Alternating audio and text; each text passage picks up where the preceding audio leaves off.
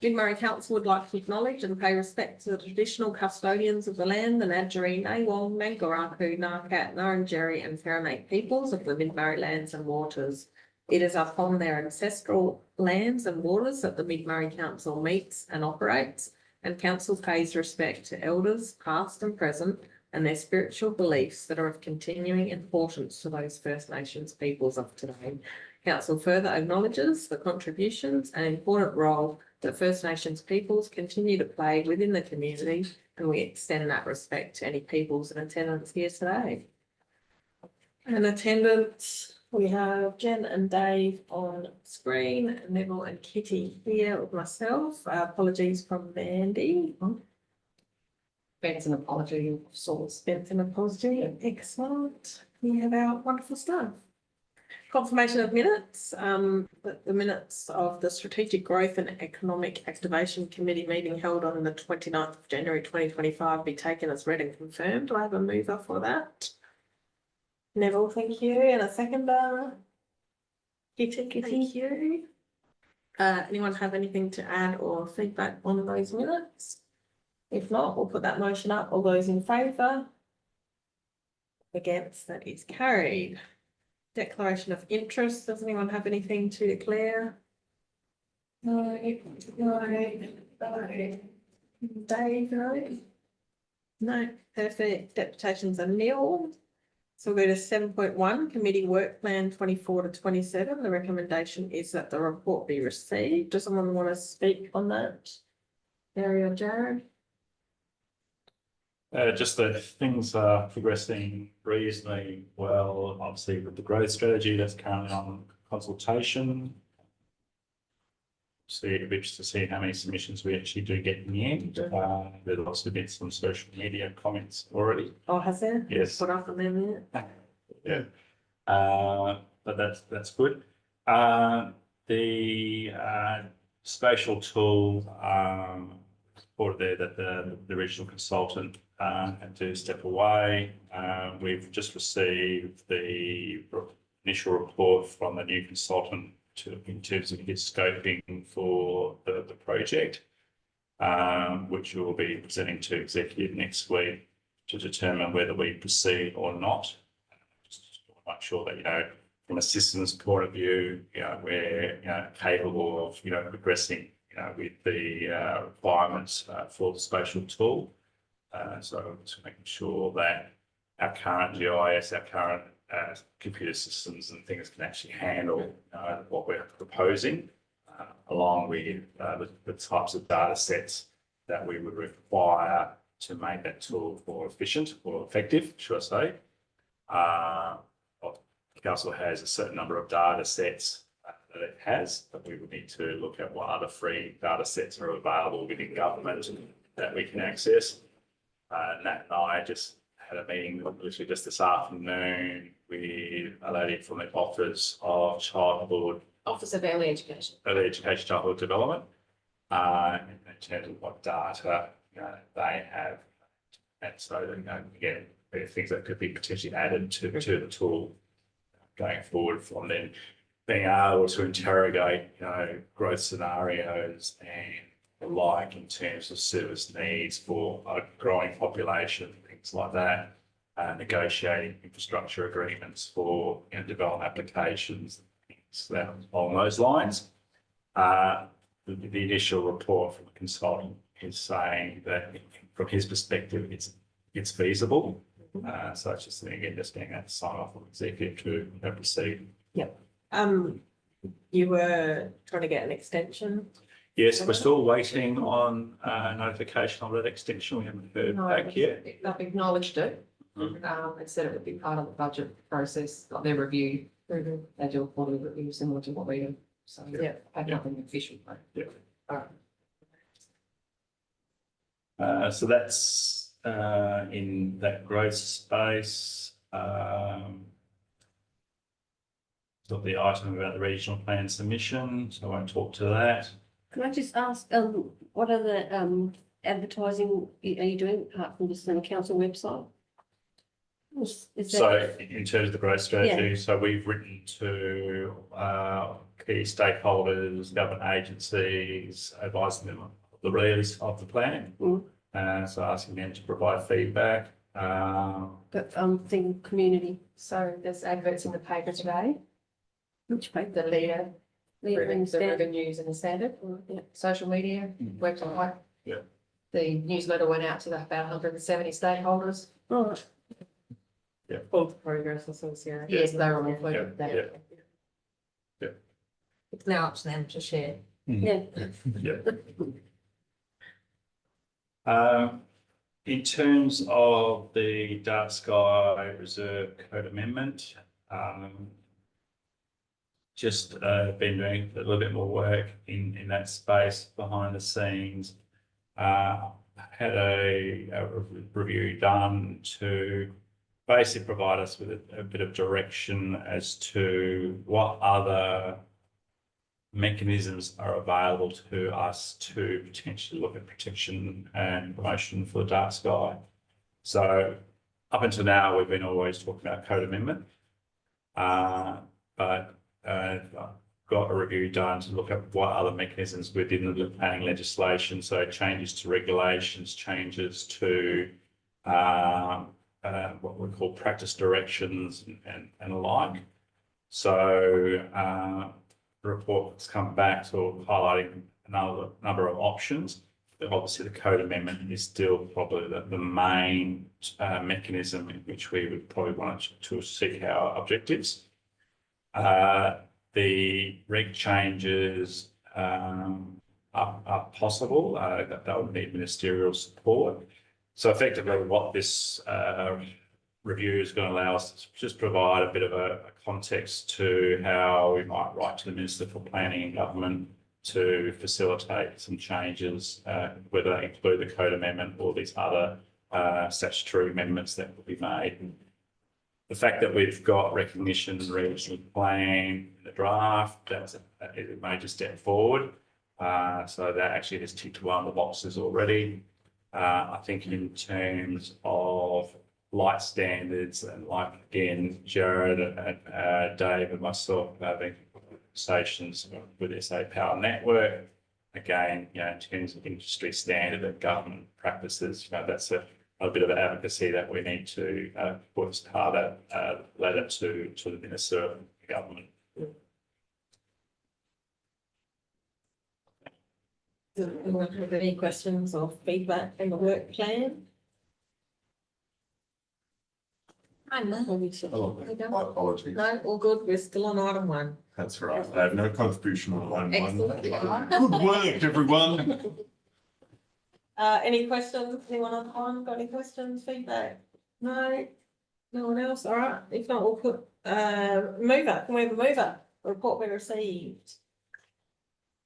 Councillor Davis, thank you. And I think, Kitty, did you put up your hand for a second or not? Yeah, exactly. I was watching up there so I can see everyone. Oh, okay. Kitty, seconding That's to that. receive it, isn't it? Yeah. If no one else has anything further to say, we'll put that motion up. All those in favour?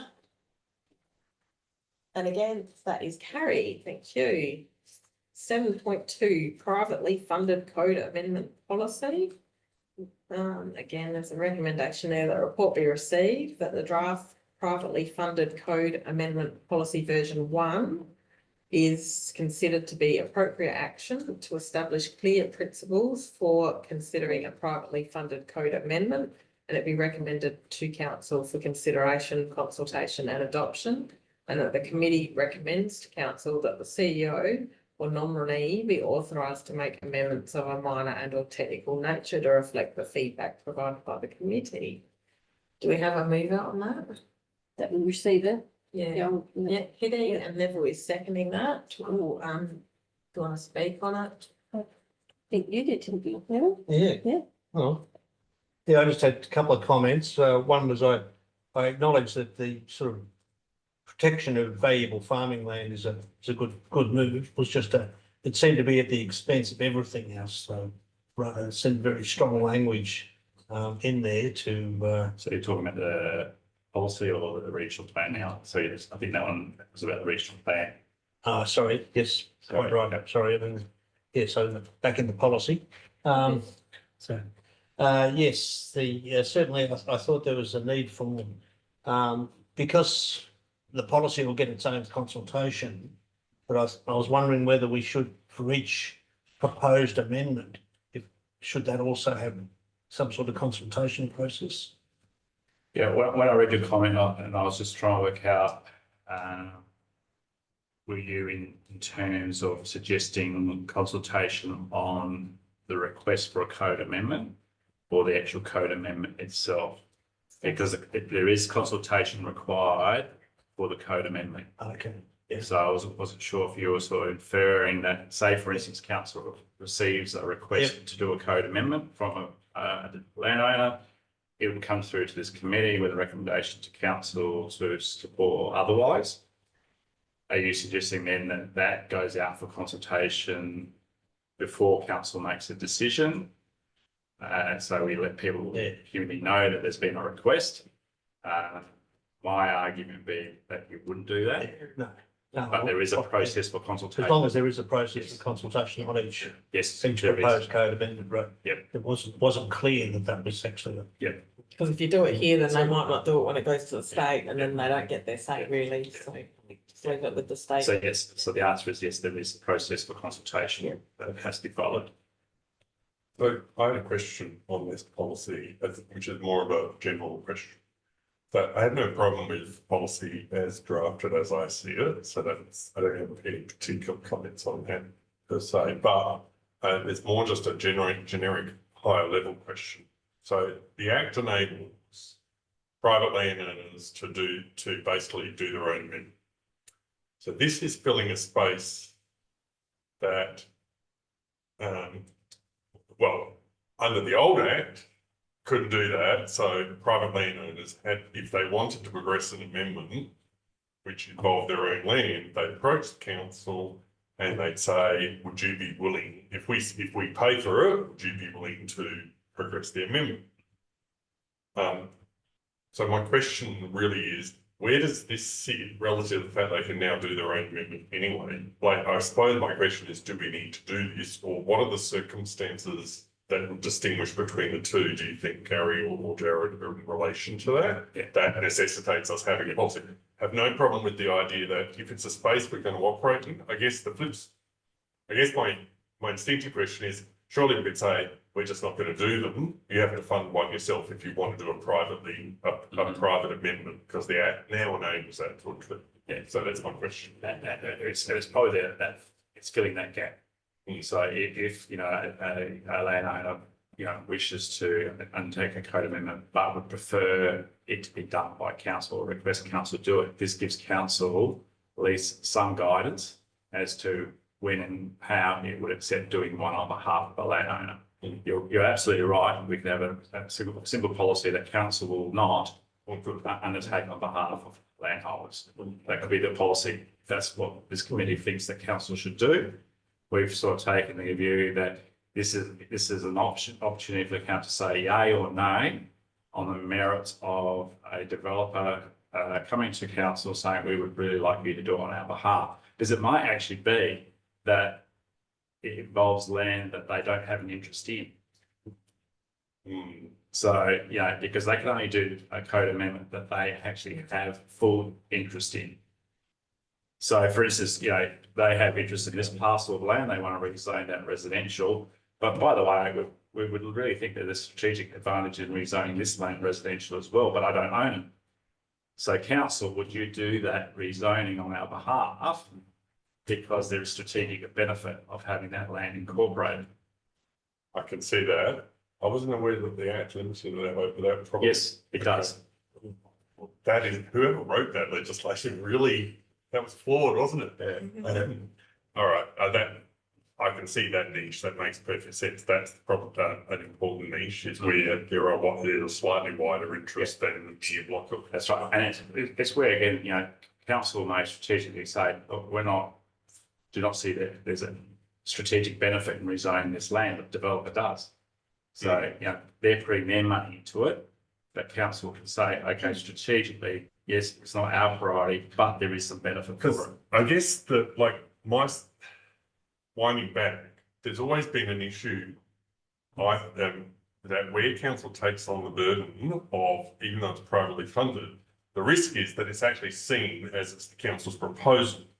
And then council then wears all of the issues that go to the Christmas. If I wind right back to the work of the expert panel, when that privately funded initiative was brought in to reflect the fact that councils were frequently having to do this style of work, that was partially about saying where it's a private interest, the private owners needs to be the one who does the consultation and where's all the comments and does the analysis, not just funds it, but actually has to front up to it, if that makes sense. I wonder if, and I appreciate that there's a scoping question, which means that there are occasions where there's a need to expand the scope, potential scope of an amendment which the statute doesn't contemplate. Can you give us a scenario? Well, the scenario Gary's just given, where what Gary's advising us is that the provisions in the Act which are now enable a private landowner to basically initiate their own code amendment process only applies to the land they own. But or have a direct interest in, and a title, a land, a property interest, which means that where sometimes there is actually something additional which is relevant to that rezoning, but which they don't have an interest in, they couldn't do the rezoning. Okay. So in that case, clearly council is the party which is better placed. But whatever I was going is, I wonder if what we need to think about maybe is not so much that obviously isn't a circumstance that arises, but we need to reflect the sense in the way it's conducted, even the way it's messaged or branded, that this is a very clearly a private initiative, and it's almost like there's an expectation, and this might go more to the detail of what sits in that deed of agreement, for example, that the private funder is actually very much front and centre in the process, if that makes sense, because it's about managing the risk to council that council is seen as promoting something, which actually council may not be promoting per se, merely facilitating. There's a big distinction that we drawn between the two, I think. And again, I think that comes down to the advice that this committee will give council when those requests come through on what basis are we going to assess the merits of each request. And ultimately, it should be one that aligns with the strategic directions of council. And so if it doesn't align with anything that we're trying to achieve, we wouldn't support it. They would have to just run the gauntlet through the minister's process of doing a properly funded one. But if it's in line with the strategic directions of council, and particularly now with our new regional plan and our growth strategy, if we've identified land that we think is for growth, and then the landowner happens to be sitting in there and saying, oh, I want to do a code amendment now, but by the way, there's a little bit of land over here, then strategically we can say to council, this makes sense. So we'll hopefully have, by the time we have our growth strategy and the regional plan in place, have good credentials as to when we would support it. I fully accept that, and therefore, by definition, private, whether it's private or it's a privately funded but council facilitated, shall we say, both of those have to tick that strategic box from council perspective. Otherwise, council rightly should be supported. Yes. And will advise accordingly, and that means it will get bumped pretty quickly when it gets to the State Planning Commission. They'll say go away at that point. Because at that point, because if we're saying no as a council to a request, you know, part of that first process is that the landowner has to get the support of council. So, using through this committee, we are. I guess all I'm suggesting is, so that's at a strategic level, but there's still this group that comes through where they are privately funded. They involve a little bit more than a private proponent can do under the Act. Therefore, council is facilitating it. It's just important that there's a recognition that even if it matches strategic intent, it's not council's process. It's council facilitating a private process. And that's just to me, that's important reputation, as well as it's about priorities and resourcing as well. I've realised but you can get very quickly roped into something which actually isn't a council proposal at all. It's private proposal. That's just, there's a need to balance that risk carefully. I mean, I'm not expecting there's a flood of these things suddenly coming Yeah. up, but when it comes, Yes. it needs to be carefully done. I think So, 4.7, 8 and 9 sort of cover that, because it says that Yeah. a decision is of council, and if we reject it, then we say why. Yeah. But we could probably look at some extra wording just to make sure that during the whole process, it's. Yeah, and I think when you know, for instance, undertake a public consultation of that code amendment, you make it very explicit that this has been funded by a private landholder. I think, but you've covered I understand why it's needed now, which I wasn't entirely clear on. Yeah. But it's a shame that the legislation has got that. Does that need to be in policy so that when this goes out to consultation, people get it too? Just a little blurb at the start as to why we're doing this. If Matt didn't get it, Well, Matt I knows think, these things. but I don't think necessarily needs to be the policy, but I think in terms of the messaging. Yeah. When we go out for consultation, we make it very clear where it is. I'm just policy. wondering in the purpose, if it's just Maybe very clear in the purpose, purpose.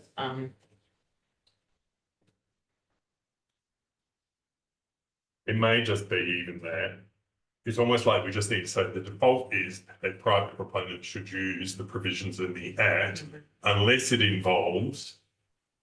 Do you see what I'm saying? Yeah. Like, unless it involves additional things which is beyond their capacity, or council assesses there is something that there is a council interest in being involved in, just something very simple like that. You Just don't to say wanna- the default is, if it's Yeah. purely your private interest, Yeah, use the legislation.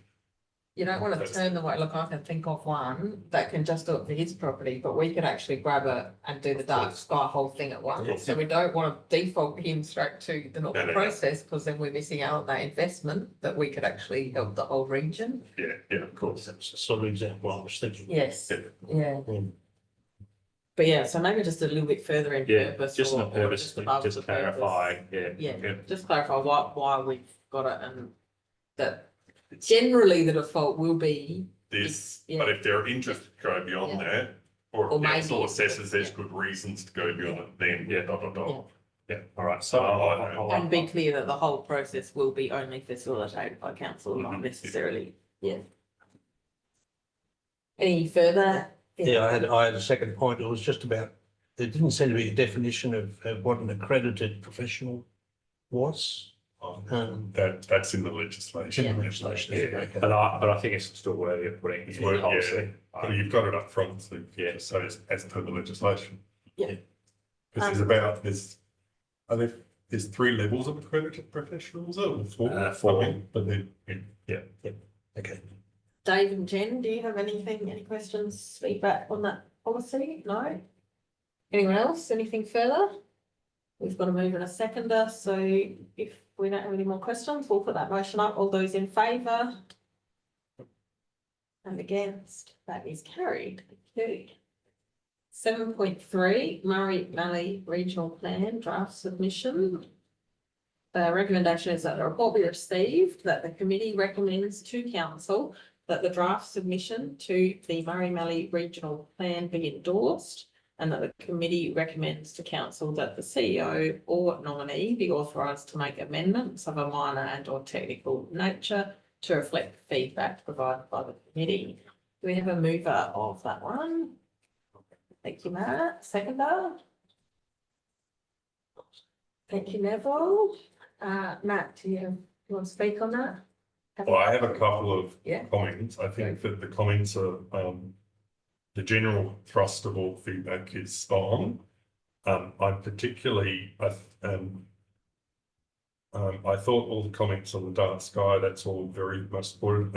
On the energy project section, I agree with the examples and the like. One of the things I noted in the regional plan, so this is just feedback.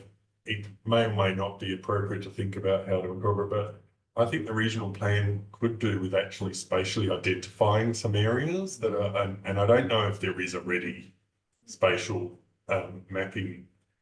I mean, I have brief look myself at there's the government's energy, whatever it's called, but part of the Mines and Energy Department has a really good map that allows you to search for where solar and wind are ideal things. So even that could form I think it'd be good if like the regional plan's got those maps of various things. Yes. It would be great if you just had, had some shaded areas saying these are areas that have particularly excellent Yeah. sunlight for solar or whatever, without necessarily translating that into a specific policy. Yeah, It's in the words, but it's not in the images, I guess is what I'm Yes. trying to say. yeah. Especially one that when the legislation changes and we can rate on it. Well, that's right. And there's a link to what is it called? The Hydrogen and Renewable Energy Act that they passed, which I think there's something in that act which allows essentially essentially, and so there might be some linkage around that. So I think the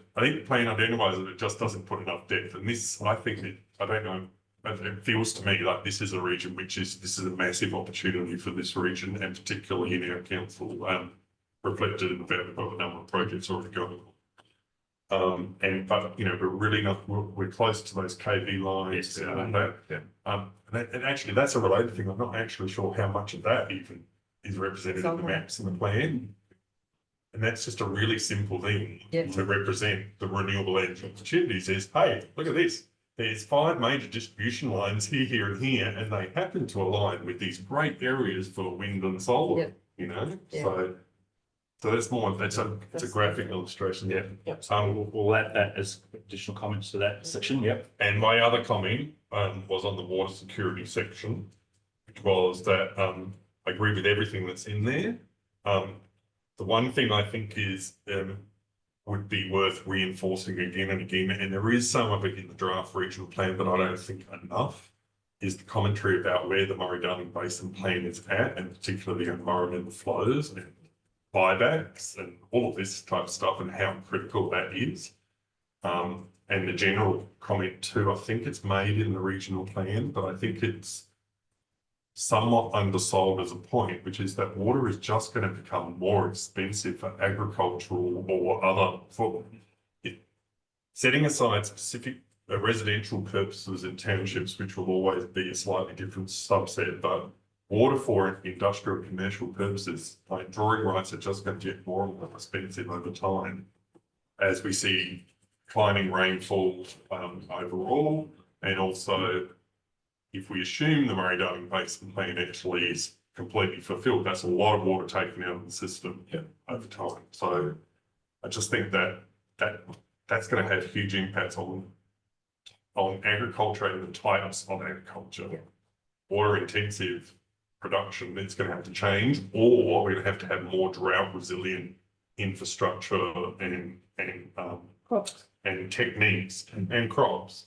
There's a big difference between, for example, growing, almonds and condoms, for example, that's a crop or a type of crop. Or there's a big difference between having, keeping your water in tanks that you've harvested during the year as opposed to having them in dams. Yeah. So, I don't know, I haven't got a specific set of words around there, Yeah. but But basically, I feel we need to really beef up the reference to the Murray-Darling Basin plan and acknowledging that water will become more expensive for agricultural pursuits. That's going to have to change the way agriculture in this region operates. It doesn't mean there can't be agriculture, it means it's going to have to change.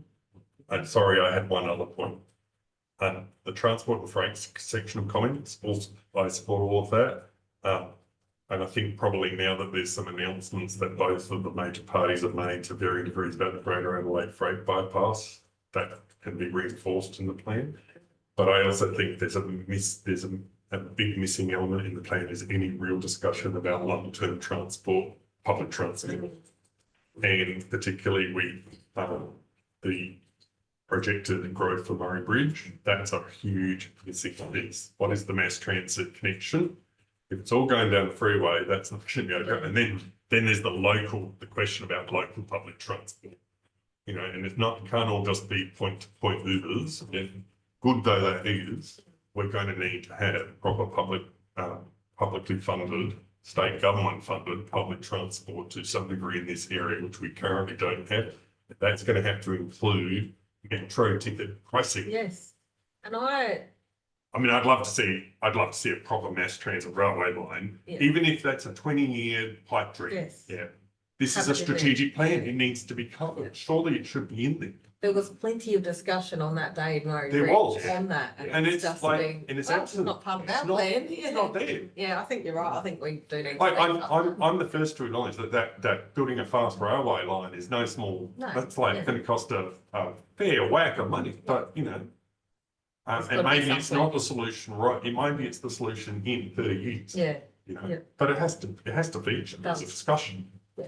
But also, what are we doing until we build that? yes, I mean, there is, at the moment, we're relying on, you've got a Link SA, and you've got a, you can get the metro ticket access, you got to run from Murray Bridge to Mount Barker, is it, where you can then get connect Yeah. to metro yeah. ticket? If you're in Manham, then you gotta go from Manham Yeah, to Murray exactly. Bridge and you can't Exactly. get there before the 7 o'clock leave. That's wholly inadequate Yeah. for immediate purposes. That needs a much bigger presence. Yeah. That's me, I'll shut up. So that's great, great feedback. Anyone else have any feedback? Yours now. Yeah. I'll go back to where I was before. Thanks very much. I thought the focus on protecting profitable and important agricultural land is certainly valuable.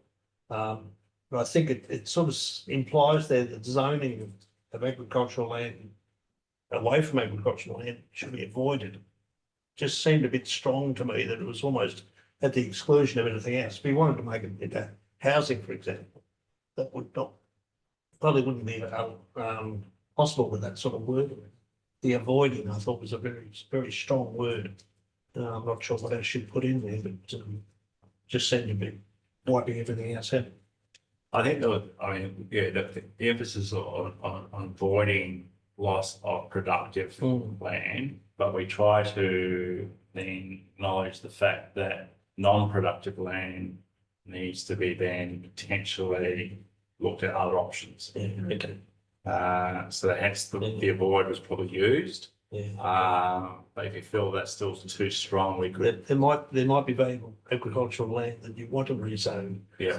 I I think given, what's happening in the Greater Adelaide Regional Plan, and in terms of productive land being identified for future housing, as a region, should we be holding a stronger stance to actually hold what we can, and then look at unproductive land for those other opportunities. How much actual productive land do we have? Well, Things get less and less. Yeah. yeah, it's getting less and less. So I suppose that's the question. Yeah. But ultimately, in terms of, is that a position that we have to answer? But we're saying to the state government and the regional plan, we need to protect what it is productive Yeah, at all cost. Yep.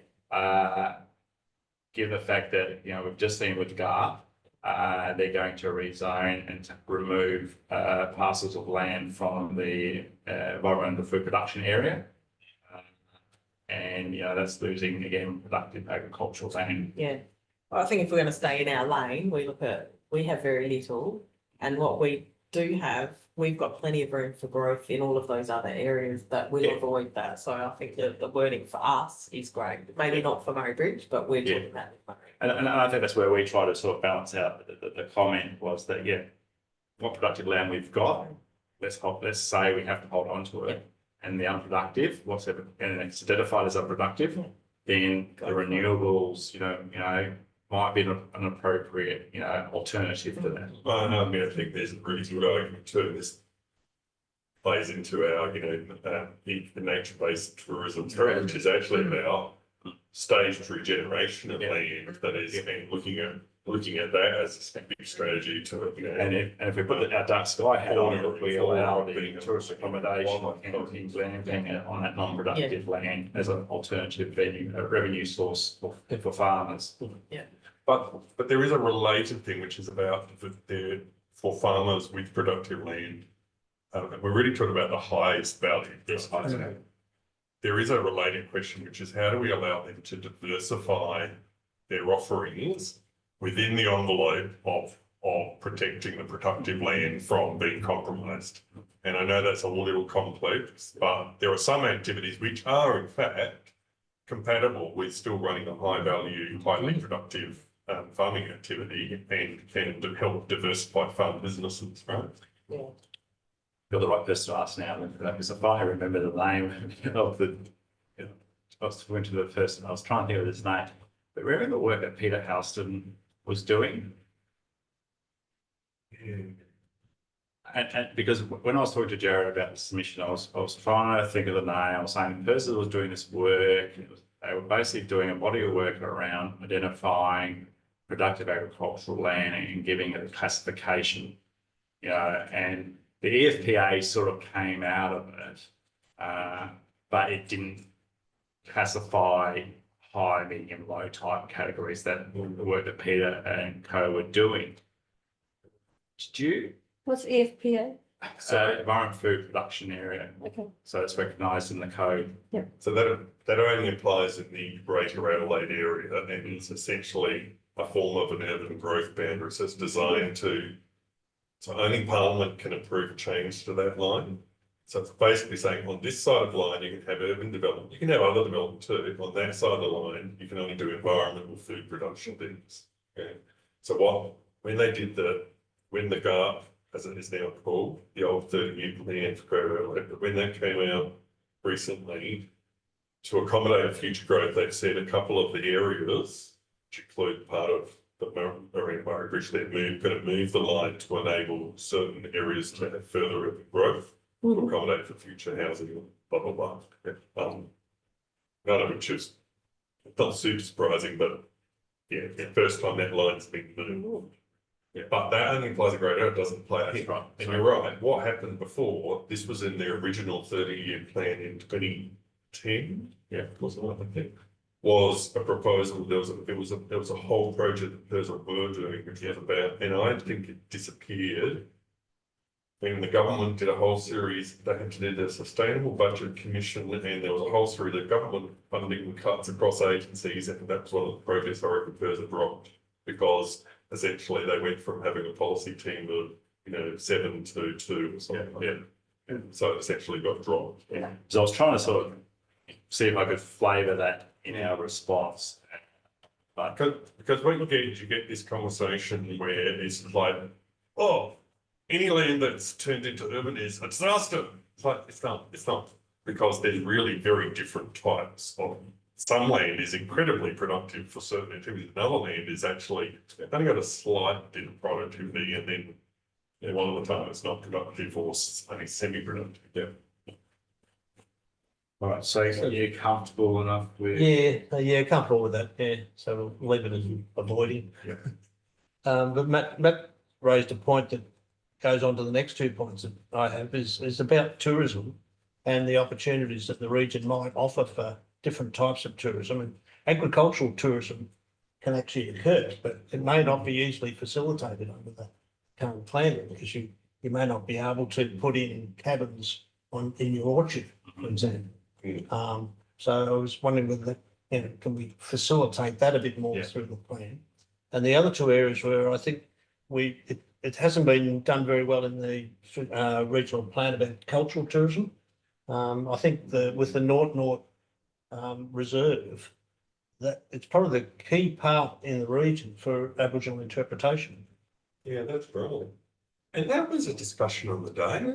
And also we had a discussion about trails on the day as well, at the workshop. None of that. Yeah. Where's the Murray Coorong Trail? Yeah, well, and there's, I mean, The lavender. the lavender trail goes, and my neighbour, we've got a portion that goes over our property, and our neighbour came and said, oh, do you mind if we just do slightly detour around on your property because there's a swampy bit? I said, okay. And it was the Queen Adelaide Club, she brought it up. Like, she had this, gaggle of 20 or 30 women, like, it was a big thing. They were all going up and down Beeble and blah, blah, blah.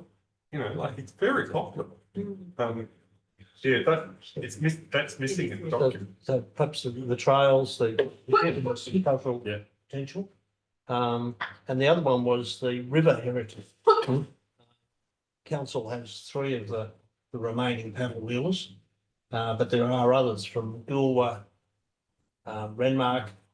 They're all part of a network that tells the story of the river heritage. So that doesn't seem to have got up much, but it's a key plus for this region, I think, from a tourism point of view. So I think we should try and tie that in a little bit better if we can as well. All right, so we'll beef up agricultural, river heritage in that tourism. Yeah, Indigenous culture, yeah.